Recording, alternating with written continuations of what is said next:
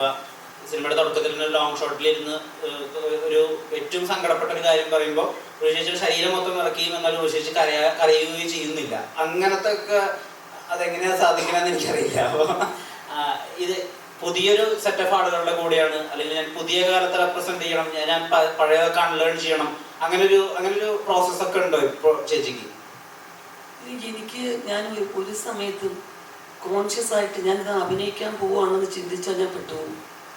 Director പറയുമ്പോൾ പറഞ്ഞിരുന്നത് ഞാൻ ആക്ഷൻ എന്ന് പറഞ്ഞിരുന്നെങ്കിൽ ചെയ്യുന്നതാണ്, കട്ടെന്ന് പറയുമ്പോൾ ഞാനാവും. പക്ഷെ കുറച്ച് ഇമോഷണൽ ഫിലിംസ് ചെയ്യുമ്പം എന്തോ കുറച്ച് കാലമായിട്ട് ഞാൻ കൂടുതൽ ഇൻവോൾവ് ആവും. ഞാൻ ഗ്ലിസറിന് ഉപയോഗിക്കാറില്ല.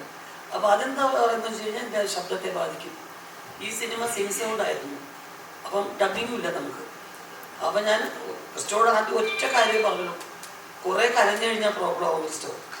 അപ്പോൾ ക്രിസ്റ്റോ എന്നോട് പറഞ്ഞു, ചേച്ചിക്ക് എപ്പോൾ കരയണമെന്ന് തോന്നുന്നു അപ്പോൾ കരഞ്ഞാൽ അതേ ഉള്ളൂ ലീലാമ്മ, അല്ലാതെ ഞാൻ ഡിമാൻഡ് ചെയ്യില്ല. ഒരിക്കലും ഡിമാൻഡ് ചെയ്തിട്ടില്ല ക്രിസ്റ്റോവിനോട്.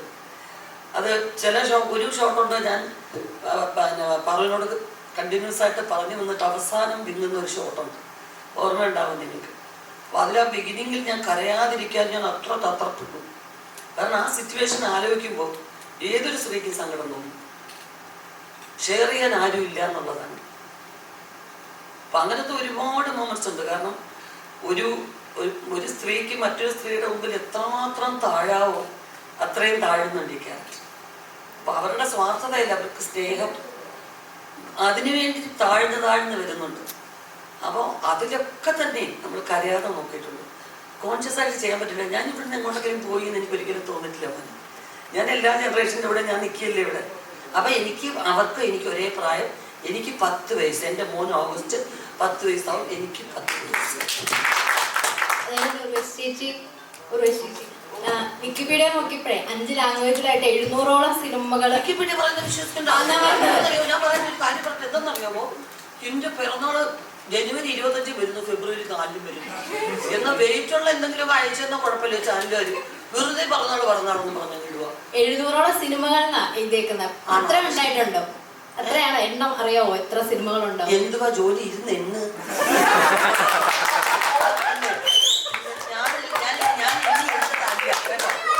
എനിക്ക് ആരാണ്ടോ പറഞ്ഞു തന്നെ. നിങ്ങൾ പിള്ളേരല്ലേ, നിങ്ങൾ പോലും ഇരുന്ന് എണ്ണി എൻ്റെ വിളിച്ച് പറഞ്ഞു. പക്ഷെ ഫിലിമോഗ്രാഫി ഒന്നും കൊടുത്തിട്ടില്ല ഒരിടത്തും. അത് നമുക്ക് അപ്ഡേറ്റ് ചെയ്യണം. ഫിലിമോഗ്രാഫിയോ? ധൈര്യമായിട്ട് പറഞ്ഞു. എന്തോ കൊച്ചിന്റെ പേര്? ഷിയോണോ? ലിയോൺ? എഴുതിക്കോ ഷിയോൺ. ധൈര്യമായിട്ട് എവിടെയെങ്കിലും അപ്ഡേറ്റ് ചെയ്യും. ഓക്കെ, ഞാൻ ലൈസൻസ് അല്ല, അത്രത്തോളം സിനിമകളുണ്ട്. അപ്പം അതിൻ്റെയൊക്കെ അനുഭവം, ആ എക്സ്പീരിയൻസ് എല്ലാം ഉള്ളൊഴുക്കിലൊരു ഒരു കനമുള്ള ഒരു ക്യാരക്ടർ. അതായത് മനസ്സിൽ ഒരുപാട് കനം വെച്ച് ഒരു ചിരി കനം വെച്ച് ഒരു ചിരി പോലും ഇല്ലാതെ ഉള്ള ഒരു ക്യാരക്ടറാണ്. അപ്പൊ അതിനുള്ള പ്രിപ്പറേഷൻസോ അല്ലെങ്കിൽ ആ ക്യാരക്ടർ ലീലാമ്മേനെ കണ്ടപ്പോൾ ഞാൻ കണ്ടിട്ടുള്ള ഒരു അമ്മച്ചിയുടെ ഒക്കെ ഉള്ള ഒരു ഇത് തോന്നി. ഒരു അമ്മച്ചിയെ പോലെ തന്നെ തോന്നി. അപ്പൊ അതിന്റെ ഞാൻ കണ്ടിട്ടുള്ള ഒരു അമ്മയുടെയൊക്കെ അപ്പോ അതിന്റെ പ്രിപ്പറേഷൻസ് എന്തെങ്കിലും അതല്ലയോ കൊച്ചെ ഞാൻ ആരെങ്കിലും റെഫർ ചെയ്യുവോ അങ്ങനെ എന്തെങ്കിലും റെഫറൻസോ അങ്ങനെ എന്തെങ്കിലും?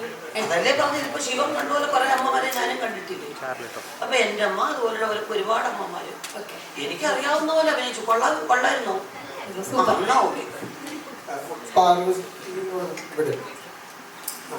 ഈ ക്രിസ്റ്റോ പറഞ്ഞു, ഈ രണ്ടുപേരും 2 മെത്തേഡ് യൂസ് ചെയ്ത് ആക്ട് ചെയ്യുന്നവരാണ്. ഒരാൾ ഭയങ്കര സ്പോണ്ടേനിയസും ഒരാൾ ഭയങ്കര വെൽ പ്രിപ്പയർഡും. അപ്പോൾ ശരിക്കും എങ്ങനെ ഈ കോആർട്ടിസ്റ്റ് ഭയങ്കര അടിപൊളിയാകുമ്പോഴാണോ നമ്മുടെ പെർഫോമൻസ് നന്നാക്കണം എന്ന് പറഞ്ഞാൽ ഭയങ്കര റെസ്പോൺസിബിൾ ആവുള്ളൂ? ഉർവശി മാം എത്രത്തോളം പാർവതിനെ റെസ്പോൺസിബിൾ ആക്കിയിട്ടുണ്ട്?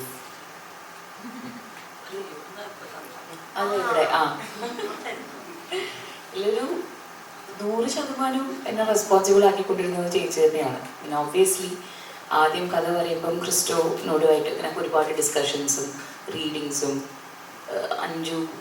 എന്താണ് അഞ്ജു ഇങ്ങനെ എന്നുള്ള കാര്യങ്ങൾ, അഞ്ജുവിൻ്റെ തീരുമാനങ്ങളെ പറ്റിയിട്ടൊക്കെ സംസാരിക്കും. പക്ഷെ സെറ്റിൽ ചെന്ന് കഴിഞ്ഞാൽ ഇപ്പോൾ സിനിമ കണ്ട എല്ലാവർക്കും അറിയാം, ചേച്ചി ഞാനും അങ്ങോട്ടും ഇങ്ങോട്ടും നമ്മളിങ്ങനെ പന്തെറിഞ്ഞ് കളിക്കുന്ന പോലെ ഓരോന്നും പറയുന്നു, പറയാതിരിക്കുന്നു.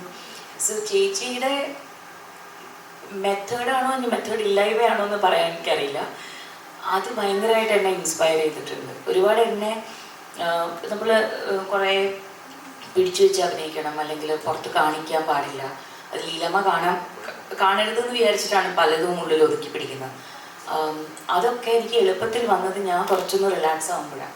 അപ്പോൾ ചേച്ചി ഇല്ലാത്ത സീനിലൊക്കെ ഞാൻ നല്ലോണം ചേച്ചീനെ മിസ് ചെയ്യും. കാര്യം ഞാൻ ഒറ്റയ്ക്കുള്ള സീൻസൊക്കെ ശരിക്കും ആ ഒരു എന്താണ് ഒരു ശരിക്കും നമ്മളെ സ്നേഹിച്ചും നമ്മളുടെ കൂടെ ആ ഒരു കലാസൃഷ്ടിൻ്റെ ഭാഗമാവണം എന്ന് ആഗ്രഹിക്കുന്നൊരു കോ ആക്ടറിനെ നമുക്ക് കിട്ടുമ്പോൾ അത് ചേച്ചിയെ പോലെ ഒരു സീനിയർ, ചേച്ചി അത്രയും ജനറസ് ആണ് സെറ്റിൽ, അത് ആരോടാണെങ്കിലും, എന്നോട് മാത്രമല്ല. അപ്പോൾ എനിക്ക് അത് എന്നെ വളരെയധികം റെസ്പോൺസിബിൾ ആക്കിയിട്ടുണ്ട്. ഇനി അങ്ങോട്ട് പോകുമ്പോൾ അതെന്നെ ഇനിയും എനിക്ക് ഗുണം ചെയ്യുമെന്ന് ഞാൻ വിശ്വസിക്കുന്നു. ഇപ്പൊ ഈ പുട്ട്പെണ്ടക്കറിയിലും അല്ലെങ്കിൽ ജയിച്ചിട്ട് മാറിയാലും ഒക്കെ പറയുമ്പോഴും ആ സീൻ അത് ചെയ്യുക എന്നുള്ളതല്ലാതെ ഇത് മനസ്സിലേക്ക് അതിന്റെ വൈകാരികത ആലോചിക്കും, അങ്ങനെ ചിന്തയുണ്ടാവും, ഡയറക്ടറിനോട് ഒരു ഡിസ്കഷൻ ഉണ്ടാവും, അങ്ങനെ ഒരു വിഷയ അപ്രോച്ച് ഉണ്ടാവും? ഇല്ല. ഇപ്പൊ ഈ പറഞ്ഞ പോലെ വെണ്ടയ്ക്കക്കറിയുടെ സീൻ ഞാൻ പലപ്പോഴും പറഞ്ഞിട്ടുള്ളതാണ്. ഞാൻ ചെല്ലുമ്പോഴാ ഷോട്ടിന് വിളിച്ചപ്പോഴാ സത്യേട്ടൻ പറയുന്നത്, ഋഷി എന്തെങ്കിലും ഒരു കറി വയ്ക്കുന്നത് ഇംഗ്ലീഷ് അങ്ങ് പറഞ്ഞു, ഒട്ട ഇംഗ്ലീഷ് അങ്ങ് പറഞ്ഞാൽ മതി.